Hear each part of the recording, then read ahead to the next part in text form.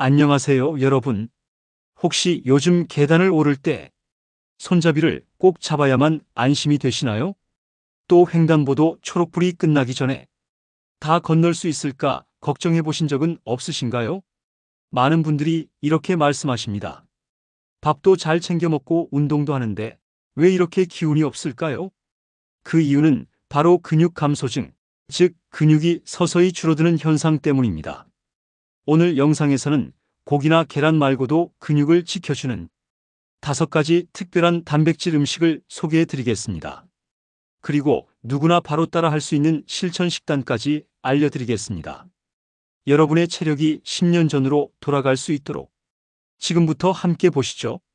근육은 30대부터 매년 1%씩 줄어듭니다. 나이가 50을 넘어서면 감소 속도는 더 빨라지고 70세 이후에는 매년 3% 가까이 줄어들 수 있습니다. 근육은 단순히 움직임만 담당하지 않습니다. 사실 근육은 우리 몸의 건강 저금통 같은 존재입니다. 필요할 때 꺼내 쓸 수 있도록 단백질을 저장해두고 면역력을 높여주는 호르몬을 분비하며 혈당을 조절하고 상처가 나면 회복을 돕는 역할까지 합니다. 그런데 근육이 점차적으로 줄어들게 되면 걸음걸이가 느려지고 균형 감각이 떨어져 예상치 못한 상황에서 쉽게 넘어지게 됩니다. 이는 일상생활에서 독립성을 유지하는데 큰 위협이 될 수 있습니다. 또한 작은 감기나 경미한 질병에 걸렸을 때도 회복 속도가 현저히 느려지고 면역 체계가 약해져 질병에 더 취약한 상태가 됩니다. 이로 인해 하루 종일 만성적인 피로감을 느끼게 되고 일상적인 활동을 하는데도 더 많은 에너지가 소모됩니다. 결국 우리가 흔히 노화의 자연스러운 과정이라고 생각했던 많은 증상들, 기력 저하, 빠른 피로감, 회복력 감소, 균형 감각 상실은 사실 근육량이 부족해진 데서 오는 신체적 신호라고 볼 수 있습니다. 74세 김모 어르신은 최근 계단을 오를 때마다 숨이 차고 다리가 후들거려 일상생활에 큰 불편함을 느끼셨습니다.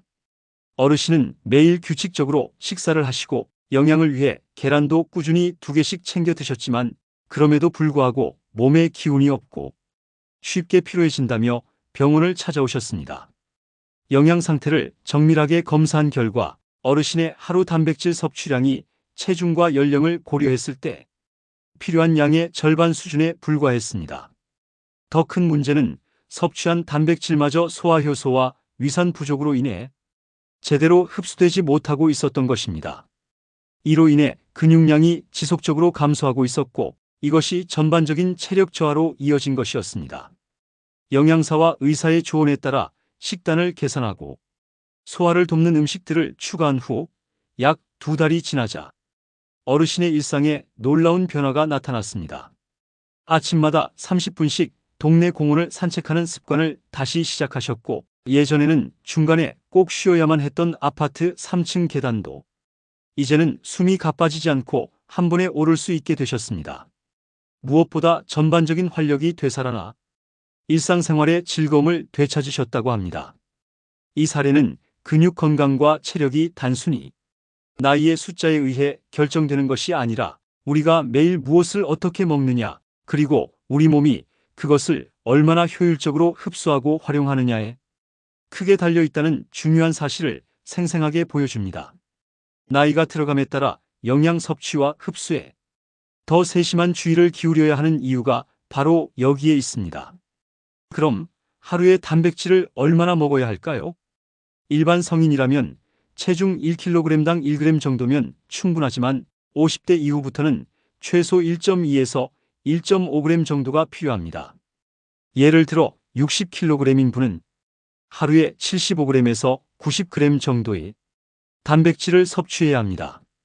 계란으로만 이 양을 채우려면 하루에 12개를 먹어야 하는데 현실적으로 불가능하죠. 게다가 나이가 들면 위산과 소화 효소가 줄어들어 단백질 흡수율이 30% 가까이 떨어집니다. 그래서 단순히 단백질이 많은 음식보다는 소화가 잘 되고 단백질 합성에 필요한 다른 영양소도 함께 들어있으며 무엇보다 꾸준히 먹을 수 있는 음식이 필요합니다. 첫 번째 음식은 바로 두부입니다. 두부는 경제적인 가격으로 누구나 쉽게 구할 수 있으면서도 소화 흡수율이 뛰어나고 우리 몸에 꼭 필요한 필수 아미노산이 고루 풍부하게 함유되어 있습니다. 특히 위장 기능이 약해진 노년층이나 소화장애가 있는 분들도 부담 없이 섭취할 수 있는 최적의 단백질 공급원입니다. 두부의 활용 방법은 정말 다양하고 무궁무진합니다. 전통적인 방식으로 두부조림이나 두부전으로 반찬을 만들 수도 있고, 서양식으로 샐러드에 토핑으로 넣어 가볍게 즐길 수도 있으며, 두부 스테이크나 두부 햄버거 패티로 만들어 든든한 한 끼 식사로 활용할 수도 있습니다. 심지어 부드러운 두부를 갈아서 과일과 함께 스무디로 만들거나 디저트의 재료로도 사용할 수 있어 식단의 다양성을 높여줍니다. 영양학적으로도 큰 이점이 있는데, 매일 두부 반모만 식단에 추가해도 양질의 단백질 약 15g을 손쉽게 보충할 수 있습니다. 이는 50대 이상 성인의 하루 단백질 권장량의 약 20%에 해당하는 양으로 근육량 유지에 상당한 도움이 됩니다. 게다가 두부에는 단백질 외에도 칼슘, 철분, 마그네슘 같은 미네랄과 이소플라본 같은 항산화 성분도 함께 들어있어 근육 건강뿐만 아니라 전반적인 건강 증진에도 기여합니다. 두 번째는 영양의 완전식품이라 불리는 삶은 달걀입니다. 흰자에는 지방 함량이 거의 없으면서도 양질의 단백질이 농축되어 있고, 노른자에는 우리 몸의 필수적인 비타민 A, D, E와 철분, 아연, 셀레늄 같은 다양한 미네랄이 풍부하게 함유되어 있습니다. 특히 달걀에 풍부하게 들어있는 류신이라는 필수 아미노산은 근육 단백질 합성의 핵심 신호 역할을 하는 성분으로 마치 근육 생성의 시작 스위치를 켜주는 역할을 합니다. 근육이 효과적으로 만들어지고 유지되려면 이 류신이라는 스위치가 반드시 활성화되어야 하는데, 달걀은 이 중요한 영양소의 자연적인 보고라고 할 수 있습니다. 특히 운동 후 골든타임이라 불리는 한두 시간 이내에 삶은 달걀을 섭취하면 근육의 미세 손상이 더 효율적으로 회복되고 근육 합성이 촉진되어 전반적인 회복 속도가 훨씬 빨라지는 효과를 볼 수 있습니다. 바쁜 아침에 간편한 간식으로 혹은 점심 샐러드에 토핑으로 추가하여 드시면 가장 경제적이면서도 효과적인 단백질 보충 방법이 될 수 있습니다. 세 번째는 치즈입니다. 치즈 중에서도 코티지 치즈나 리코타 치즈 같은 저지방 제품이 특히 좋은데, 이는 단백질 함량이 높으면서도 포화지방이 상대적으로 적어 심혈관 건강에도 부담을 주지 않기 때문입니다. 치즈에는 유청 단백질이 풍부해 체내에서 빠르게 흡수됩니다. 이 유청 단백질은 분지사슬 아미노산이 풍부하게 함유되어 있어 근육 합성을 효과적으로 촉진합니다. 또한 칼슘도 풍부하게 들어있어 근육의 수축과 이완에 필요한 미네랄을 공급할 뿐만 아니라 골다공증 예방에도 도움이 되어 근육뿐 아니라 뼈 건강까지 동시에 챙길 수 있습니다. 치즈는 과일이나 견과류와 곁들여 먹으면 단백질과 항산화 영양소를 동시에 보충할 수 있습니다. 특히 블루베리나 크랜베리와 같은 베리류 과일과 함께 섭취하면 항염증 효과가 증대되고, 아몬드나 호두와 같은 견과류와 함께 먹으면 오메가3 지방산과 비타민 E의 섭취도 함께 늘릴 수 있습니다. 부드러워서 치아가 약한 분들도 부담 없이 드실 수 있고, 소화도 비교적 용이하여 위장 기능이 약해진 시니어 분들에게도 훌륭한 단백질 공급원이 될 수 있다는 장점이 있습니다. 네 번째는 연어입니다.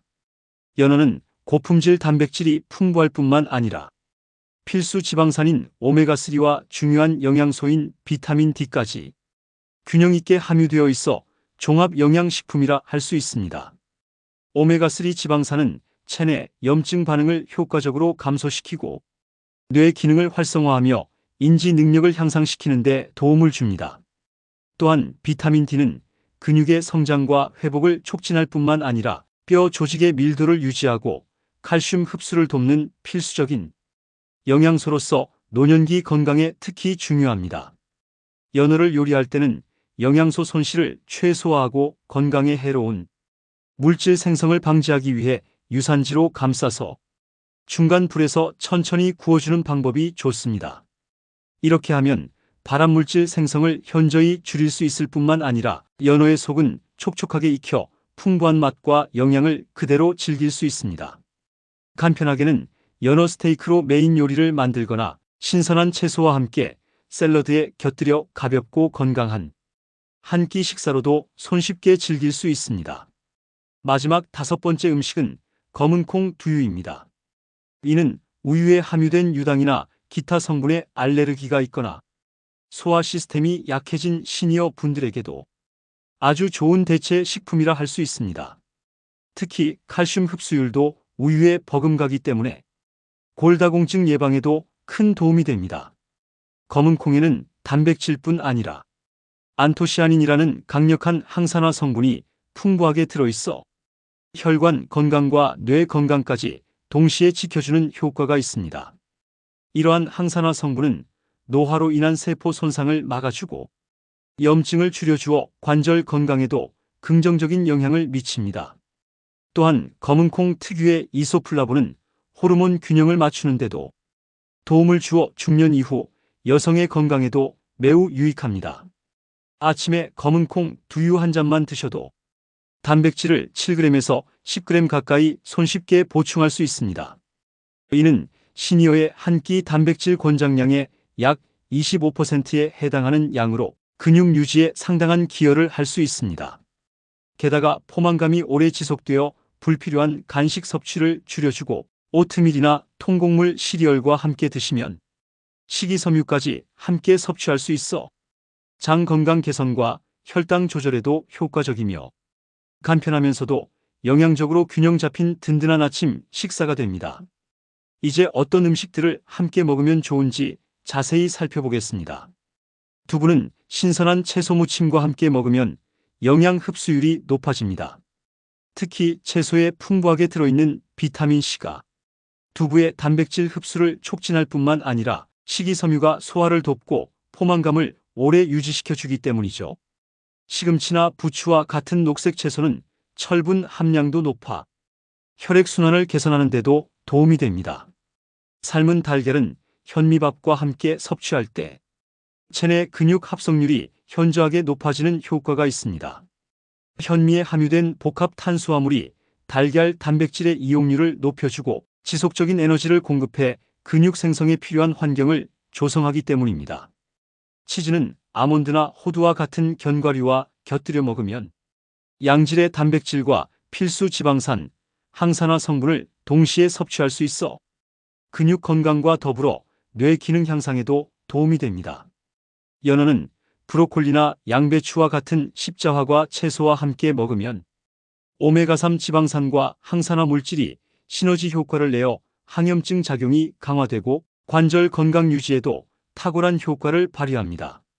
두유, 특히 검은콩 두유는 오트밀과 함께 섭취하면 소화가 느린 복합 탄수화물과 양질의 식물성 단백질이 결합해 오랜 시간 포만감을 유지시키고 혈당 조절에도 효과적이어서 바쁜 아침에도 영양가 높은 식사 대용으로 매우 훌륭한 선택이 됩니다. 반대로 단백질 식품을 섭취할 때 주의해야 할 몇 가지 중요한 점도 있습니다. 단백질이 풍부한 음식을 먹고 바로 카페인이 함유된 커피나 차를 마시게 되면 타닌 성분이 단백질과 결합해 체내 흡수를 방해하게 되므로 최소 30분에서 1시간 정도 간격을 두고 섭취하는 것이 바람직합니다. 또한 나트륨 함량이 높은 짠 음식을 자주 섭취하게 되면 소변을 통한 칼슘 배출이 증가하여 뼈와 근육 건강에 필요한 중요한 미네랄이 체외로 빠져나가기 쉽습니다. 그리고 우리 몸은 한 번에 과도한 양의 단백질을 효율적으로 처리하지 못하므로 한 끼에 너무 많은 양을 섭취하기보다는 아침, 점심, 저녁 3끼에 20-30g씩 균등하게 나누어 섭취하는 것이 단백질 흡수율을 높이고 근육 합성에 더욱 효과적입니다. 실천은 단계적으로 하시면 됩니다. 체질 변화는 하루아침에 이루어지지 않기 때문에 작은 변화부터 시작해서 점진적으로 생활 습관을 개선해 나가는 것이 중요합니다. 무리하게 시작하면 오히려 지속하기 어려울 수 있으니 천천히 몸에 익혀가는 방식으로 접근하세요. 첫째 주에는 하루 한 끼에만 단백질 음식을 추가해 보세요. 아침이나 점심 혹은 저녁 중 가장 실천하기 쉬운 한 끼를 선택하여 앞서 소개해드린 단백질 식품 중 하나를 식단에 포함시켜 보세요. 이는 부담 없이 시작할 수 있는 첫 단계로 이 작은 변화가 향후 건강한 식습관의 기초가 됩니다. 둘째 주가 되면 하루 3끼 모두의 단백질 음식을 균형 있게 배치해 보세요. 아침에는 검은콩 두유 한 잔과 삶은 달걀, 점심에는 두부 요리나 치즈가 들어간 샐러드, 저녁에는 연어 스테이크와 채소를 함께 섭취하는 식으로 다양한 종류의 단백질을 골고루 분배하여 섭취하는 것이 중요합니다. 이렇게 하면 근육 합성에 필요한 아미노산이 하루 종일 꾸준히 공급됩니다. 셋째 주에는 칼슘과 비타민 D가 풍부한 식품을 함께 챙기시길 권합니다. 단백질이 근육을 구성하는 핵심 영양소라면 칼슘과 비타민 D는 뼈 건강과 근육 기능을 지원하는 필수 동반자입니다. 특히 시니어의 경우 뼈 밀도 감소와 관절 문제가 흔하기 때문에 저지방 유제품, 작은 생선 통조림, 햇빛 노출과 함께 이러한 영양소를 충분히 섭취하는 것이 근골격계 건강 유지에 매우 중요합니다.